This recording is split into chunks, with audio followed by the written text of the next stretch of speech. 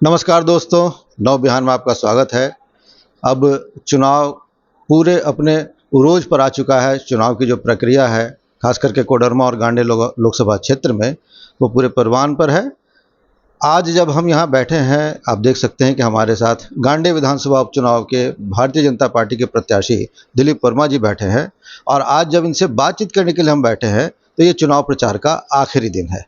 आखिरी दिन सुबह-सुबह आज हम इनसे मिलने के लिए आए हैं और चुनाव प्रचार लगातार धुआंधार ये क्षेत्र में कर रहे हैं। आज बड़ी मुश्किल से थोड़ा समय निकल पाया है। तो दिलीप जी, सबसे पहले आपका स्वागत। चलिए, धन्यवाद। नव बिहान के सभी सब्सक्राइबर और जितने देखते हैं, जितने लोग इससे जुड़े हुए हैं, चैनल से जुड़े हुए हैं, सभी को मेरी ओर से धन्यवाद और हार्दिक शुभकामनाएं। आज चुनाव प्रचार का आखिरी दिन है। जो सबसे पहला सवाल बनता है, आप अपनी भावना बताइए कि दिनों से आप लगातार क्षेत्र में चल रहे हैं। आपकी अपनी भावना, आपको कैसा लग रहा है? देखिए, जहाँ तक क्षेत्र में चलने की बात है तो मैं कह सकता हूँ कि लगभग 10 वर्षों से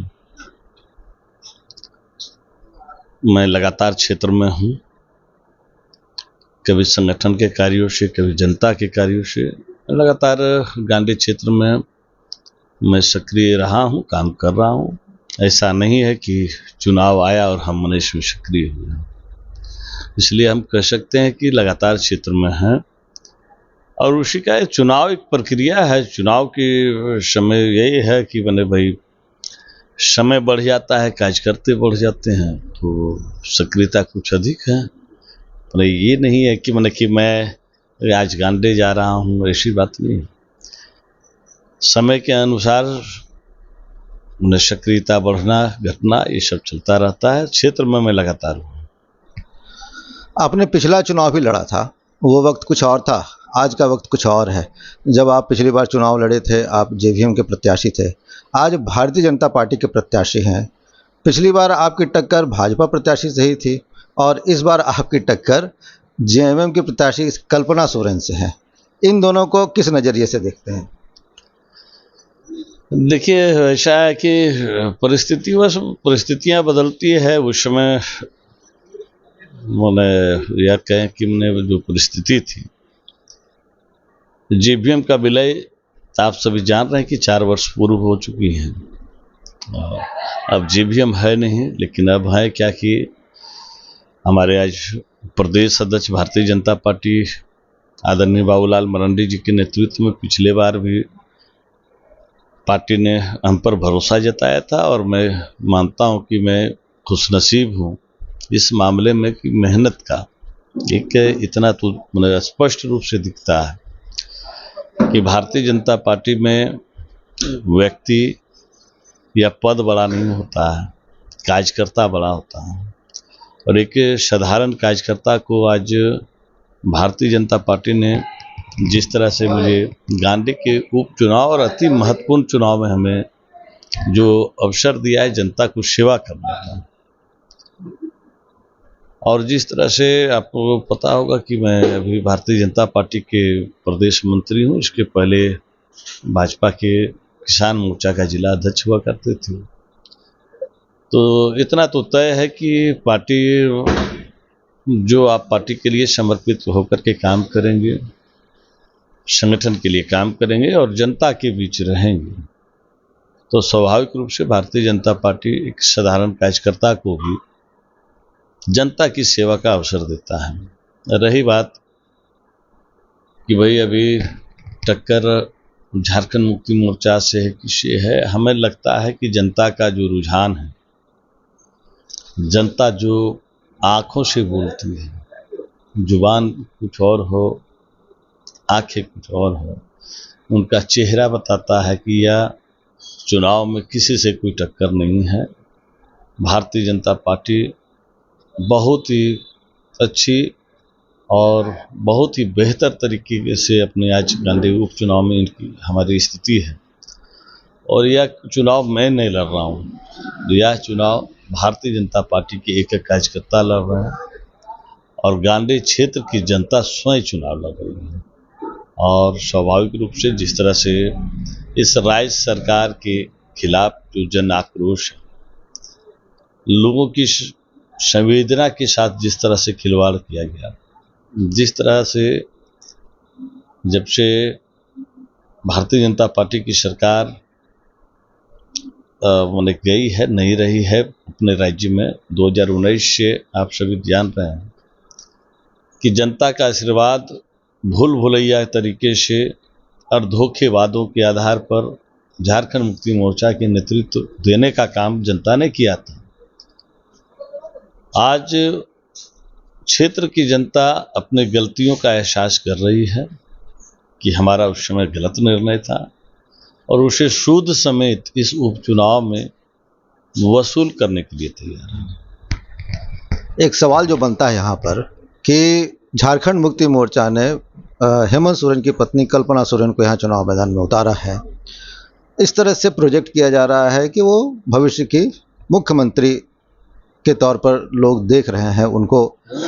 आपकी टक्कर जो है वो भविष्य के मुख्यमंत्री के साथ है, ऐसा आपको लगता है क्या?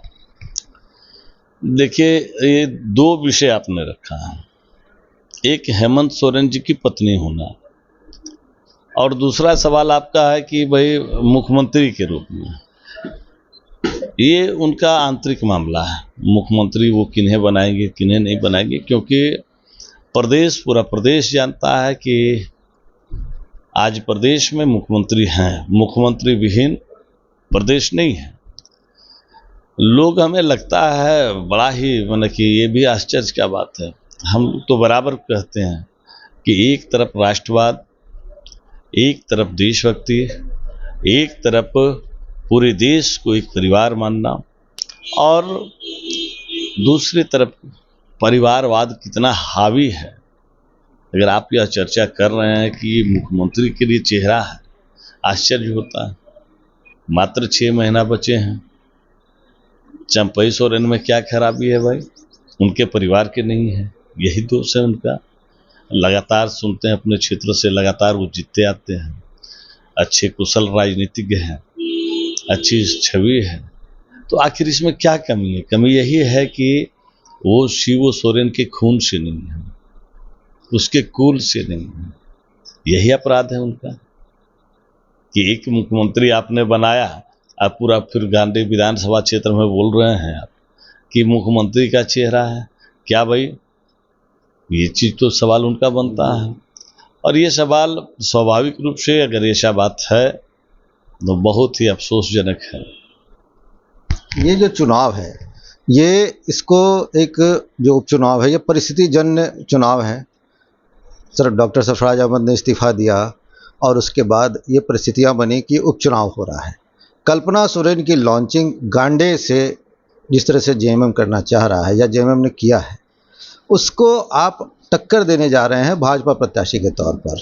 अभी जब ये बिल्कुल अंत का समय है चुनाव प्रचार का, अब 2 दिनों के बाद मतदान होना है, तो आप अपने आप को कहाँ खड़ा पाते हैं? देखिए, जहाँ तक टक्कर की बात है, मैं बहुत ही स्पष्ट तरीके से कह सकता हूँ कि रांची में बैठे कुछ लोग या तो गिरिडीह के में बैठे कुछ लोग या मान सकते हैं, मैं मानता हूँ कि टक्कर अब अखबारों में है, टक्कर अब विज्ञापनों में है, टक्कर अब चैनलों में है। गांडे में अब कोई टक्कर नहीं है। भारतीय जनता पार्टी के कार्यकर्ता और गांडे की जनता ने ठान लिया है, टक्कर समाप्त कर दिया है। भारतीय जनता पार्टी बहुत ही अच्छे अंतरों से, टक्कर वहाँ होता है नेट टू नेट फाइट हो, वो स्थिति नहीं है। अब नेट टू नेट फाइट नहीं मानते? एकदम नहीं मानते, है ही नहीं, तो मानना क्या है। मैं विश्वास के साथ कह सकता हूँ कि अब जो समय, अब अंतिम समय आ गया, क्षेत्र में दिख रहा है। और आप जब क्षेत्र जाएंगे तो मुझसे पूछने की आवश्यकता या नहीं पड़ेगी। भारतीय जनता पार्टी के बहुत ही अच्छे अंतराल से जनता का आशीर्वाद प्राप्त हो रहा है और अच्छे अंतरों से यह गांधी का उपचुनाव जीतने का काम करेगी। कोई किसी का परिवार होना वो उनका मेरिट नहीं है। योग्यता क्या है, आप किस मेरिट पर हैं? नहीं, एक मान लीजिए इस तरह तो बने कि हो गया भाई, अब गांव में, ग्रामीण में या कहीं भी आप देखेंगे तो बड़ा स्वाभाविक रूप से बोलते हैं कि किसी का मतलब कि अगर पति मतलब कि टीचर है तो बोलता है मास्टर की है पत्नी मास्टर नहीं बन जाती है, डॉक्टर की पत्नी डॉक्टर नहीं बन जाती है। क्या ये तो मतलब ये होता है ना, लेकिन वो होता है क्या?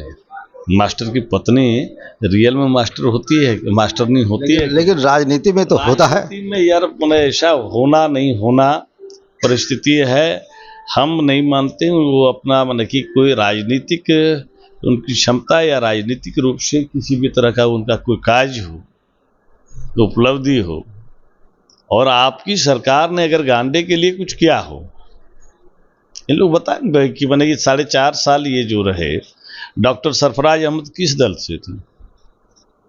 झारखंड मुक्ति मोर्चा से थे, आपकी सरकार भी थी, तो आप तो उलझे रहे कि भाई क्या करे नहीं करे, क्षेत्र के लिए तो कोई काम किया नहीं, और काम किया है तो जनता से इसका सवाल पूछ लीजिए कि उन्होंने क्या क्या उपलब्धियां, क्या क्या मैंने ख्याति प्राप्त कर ली है। इन लोगों ने इन 4.5 वर्षों में झारखंड के साथ साथ गांधी को केवल लूटने का अड्डा बनाया है। आज आप क्षेत्र जाएंगे तो अभी बेंगाबाद से लूपी के लिए लोग त्राहिमाम है। क्या 4.5 वर्षों में यार एक सड़क नहीं बन सकता था? इसी तरह से एक नहीं कई मार्ग ऐसे हैं जो एकदम मनखित देखिएगा तो लगेगा भाई ये इसकी क्या स्थिति है। इसके साथ साथ अगर आप बात करें, अभी गर्मी का दिन है या अन्य दिनों में जल संकट गहरा जाता है। देश के प्रधानमंत्री आदरणीय नरेंद्र भाई मोदी जी का एक सपना नहीं, एक लक्ष्य था कि 2024 तक अपने हर घर में नल जल योजना के तहत पानी पहुंचा दें। लेकिन आप जानते हैं कि केंद्र की जो माने कि एजेंसी राज्य सरकार होती है, जो केंद्र का जो पैसा है वो राज्य में आता है, राज्य अपने पूरे क्षेत्र में काम करती है। अनुपातिक जो रेशियो है वो अलग विषय है, लेकिन आप देख सकते हैं कहीं भी जाएंगे तो 90% माने कि जो यह नल जल योजना है इन लोगों ने असफल करने का काम किया है। कहीं टंकी बैठा दिया है तो पानी नहीं है, कहीं पानी है तो टंकी नहीं है, पानी टंकी दोनों है तो पाइप नहीं है। ये आप बड़ा आरोप लगा रहे हैं कि नल जल योजना बिल्कुल। आप क्षेत्र जाइए, आरोप माने कि हम नहीं लगाएंगे, ये हकीकत है जो मैं बता रहा हूँ। और ये लोग करेंगे तो करेंगे क्यों? इन लोग को अपना घर बनना है। जनता के भावनाओं से इन लोगों को कोई सरकार नहीं है। उनकी क्या हम सुविधा दें, क्या दायित्व है उनका, इनका कर्तव्य बोध वही लोग भूल चुके हैं। अब बताइए, हम लोग अभी कह रहे थे सड़क की बात, हम कर रहे थे सड़क मैंने पथ निर्माण मैंने ग्रामीण विकास किनके जिम्मे में है? किनके जिम्मे में? आज तो वो जेल में है। नाम क्या है उनका? बताइए जनता को। अरे भाई वो क्या नाम है भाई, पाकुड़ के आपके विधायक हैं, नाम भी बोल रहे हैं उनका। आलमगीर आलम साहब वो ऐसे हैं, अब समझ सकते हैं कि जनता का विकास कितना तेजी से होगा। मैंने उनके सचिव के, उनके स्टाफ के पास मैंने 35-37 करोड़ रुपया मिलता है महाराज। अब उससे आप इच्छा करेगी कि राज्य की और गांधी की जनता कि हमारा सड़क का निर्माण हो जाए, हमारे क्षेत्र का विकास हो जाए। ऐसे ऐसे लोग हैं। मिथिलेश ठाकुर जी का कुछ दिन पहले पढ़े थे, पाइपलाइन का घोटाला एक अखबार में आया था, लगभग 25 करोड़ का। इनके जो मुखिया थे उनको तो देख ही रहे हैं, जमीन घोटाले में अंदर चले गए। देखिए स्वाभाविक रूप से भले लोग मैंने भर में कैसे पड़ते हैं इसको बता दे रहा हूँ। ये हमेशा नारा देते थे जल जंगल जमीन की सुरक्षा के लिए झारखंड मुक्ति मोर्चा को। ये सुरक्षा इसलिए इतना दिन अपने लिए कर रहे थे, लगता है ये मौखिक था कि जब सत्ता में आएंगे तो इसका दोहन पूरी तरीके से करेंगे। जल का जो भी इन्होंने मैंने दोहन किया है, नल जल योजना की योजनाओं को सबको असफल करके, सभी कमीशन खोरी करके, सेटिंग गेटिंग के साथ उन्होंने जल का दोहन किया। माइंस में बड़े बड़े घोटाले करके इन्होंने जंगल के साथ मैंने की धोखा किया। और जमीन का जो उन लोग बात करते थे उसी के मामले में आज जेल में है। यही इनकी परिभाषा थी, जल जंगल जमीन जो इंतजार कर रहे थे कि जल जंगल जमीन की जो बात करने वाले हैं उनको दोहन कैसे करना है, इसका इन्होंने इतना दिन लगता है प्रशिक्षण ले रहा था। अभी आप वो बात करें निचले स्तर पर आ जाए, बालू की समस्या आप हमेशा देखते हैं। भारतीय जनता पार्टी ने बहुत ही स्पष्ट रूप से, हमारे आदरणीय बाबूलाल मरांडी जी ने बड़ा ही स्पष्ट रूप से कहा था, हम सबों ने आंदोलन भी किया था, लगातार इस पर मांग भी उठा रहे थे। एक लीज होनी ही चाहिए। लीज की परंपरा है कि भाई आप जिस घाट का नीलाम करते हो उस घाट से लोग मन की बालू उठाते हो, लेकिन इन्होंने कभी लीज कराने का काम नहीं किया, ना प्रयास किया। उसके कई कारण हैं, स्पष्ट रूप से आप देख सकते हैं, हम लोग देखते थे कि बालू का नीलामी का अगर वो हो जाता तो पैसा सरकारी खजाने में चल जाता। इन्होंने नीलामी किया था और वो नीलामी किया था स्थानीय थानेदार को, स्थानीय प्रशासनिक पदाधिकारी के बीच नीलाम किया था कि भैया तुमने ट्रैक्टर पकड़ो, पैसा वसूलो और तुम्हारा और हमारा जो परसेंटेज है वो मैंने कि बंदर बांट करो। यही पूरा 4.5 वर्षों तक अपने प्रदेश में हुआ है। और आप बताइए, बालू का तो कहीं ना कहीं संशोधन है, कहीं ना कहीं लाना ही हो। आप एक तरफ प्रधानमंत्री आवास बन रहे हैं तो स्वाभाविक रूप से बालू की आवश्यकता है, सरकारी योजना है तो बालू की मन की आवश्यकता है। भैया बिना बालू का आप लीज किए इतनी योजना कैसे चल गई? आप व्यक्तिगत छोड़ दीजिए, इतने सरकारी भवन जो बन गए वो कहाँ से बन गए? जब आप लीज कराए नहीं तो बालू कहाँ से आ गया? तो आपने चोरी कराया है, और चोरी इसलिए कराया है और इसलिए आपने लीज नहीं कराया कि लीज कराते तो सरकार के खजाने में चल जाता, और जिन लोगों को इन्होंने टेंडर दिया था वो अपने व्यक्तिगत खजाने में को भरने का काम किया है। हम कह सकते हैं कि इन्होंने बालू से भी तेल निकाल करके राज्य को लूटने का काम किया है। बालू से तेल निकाला और राज्य को लूटने का काम किया। आपकी इस बात के साथ ही आज के इस इंटरव्यू का हम अंत करेंगे। आप आज हमारे चैनल के माध्यम से गांडे की जनता को, जब ये आखिरी दिन है, क्या संदेश देना चाहिए? आपके चैनल के माध्यम से मैं जरूर गांडे की जनता को यह संदेश देना चाहूँगा कि एक तरफ वो लोग हैं जो रांची से आकर के आपके पास वोट मांगने आएंगे और 20 तारीख तक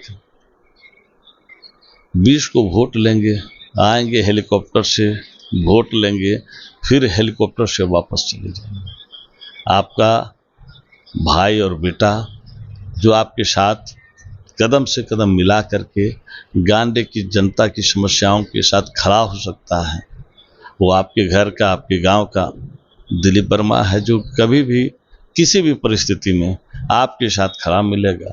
और जितना जो समय हमें मिलेगा प्रत्येक घंटा गांडे की जनता के लिए, चाहे विकास की योजनाओं हो या अन्य काम हो, एक एक घंटा अपने क्षेत्र की जनता के लिए समर्पित रहेगा।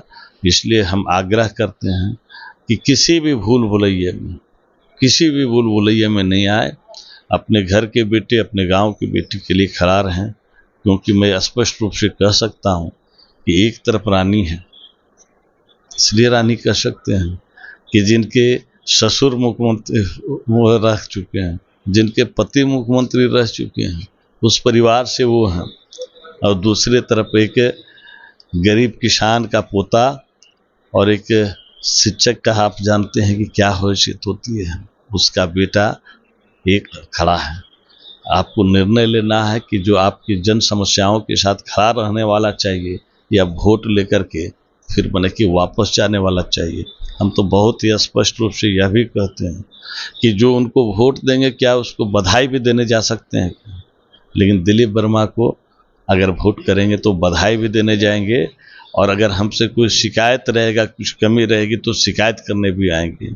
जिनको आप बधाई भी देने नहीं जा सकते हैं वो आपके कितने सुख दुख में खड़ा रह सकती है, ये तो आकलन करने की चीज़। तो ये थे दिलीप वर्मा, भारतीय जनता पार्टी के प्रत्याशी, जिन्होंने बड़े ही बेबाक अंदाज में बिना लाग लपेट के अपनी बातें कही और हमारे सवालों का जवाब दिया। आज चुनाव प्रचार का अंतिम दिन है, इनका भी समय काफ़ी महत्वपूर्ण है। अब एक बार फिर से इनको धन्यवाद देते हैं और हमारी तमाम शुभकामनाएं आपके साथ। नमस्कार, सभी को धन्यवाद।